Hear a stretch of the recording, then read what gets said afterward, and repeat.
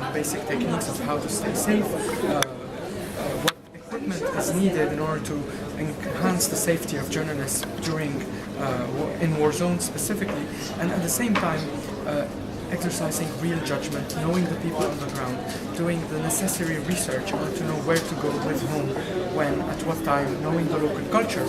These are only elements that can increase the chance of being protected, but in situations of war, especially in situations where shelling prevails, safety remains very limited, and journalists know the risks they are facing when they go on the ground. What we can do is just mitigate some of these conflicts. Second question, should a journalist be trained militarily and undergo psychological training to be able to report a conflict safely? International news outlets, international newspapers, TV stations do provide their staff, their journalists with trainings on these issues, and they can also provide them with post-traumatic stress disorder support in case of problems.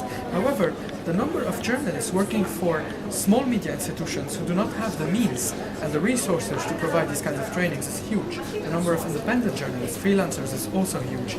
Unfortunately, these people don't necessarily have these kinds of training, support, and follow-up. And this is a big problem because even in well-established media outlets, if you announce that you are hit by post-traumatic stress disorder and that you need psychological support, some journalists will feel, oh my god, they won't send me anymore.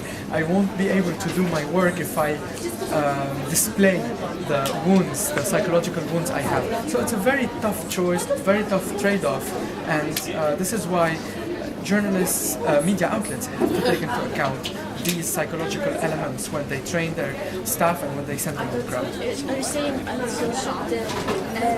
should journalists provide his own security and protective clothing? Should they buy their own insurance and flak jacket, gas masks?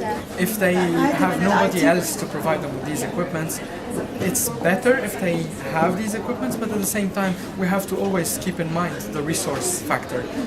These equipment are quite expensive and many journalists don't have the means to afford them. We can't say don't go on the field because this is their mission, this is their aim in life. However, our goal as a press freedom organization and the goal of media training institutions is as much as possible to prepare the people who go on the ground to be as equipped mentally, professionally, and also equipment-wise. What measures can a journalist take to minimize the risk in such a situation? We mentioned equipment. We also mentioned, and most importantly, knowledge of the ground. Read about the country you're visiting.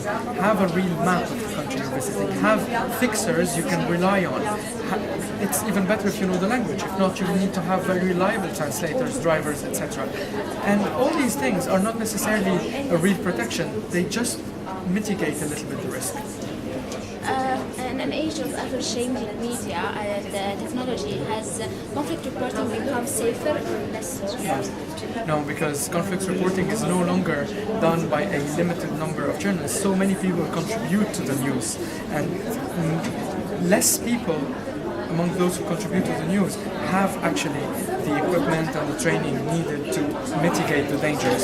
So no, it's not getting safer, and the real evidence of this is 2012 being the deadliest years ever for journalists in the world and specifically in the region. Can you imagine 91 journalists lost their lives in Lebanon, Syria, Jordan and Palestine in 2012? It's a rate of 1 journalist killed every 4 days.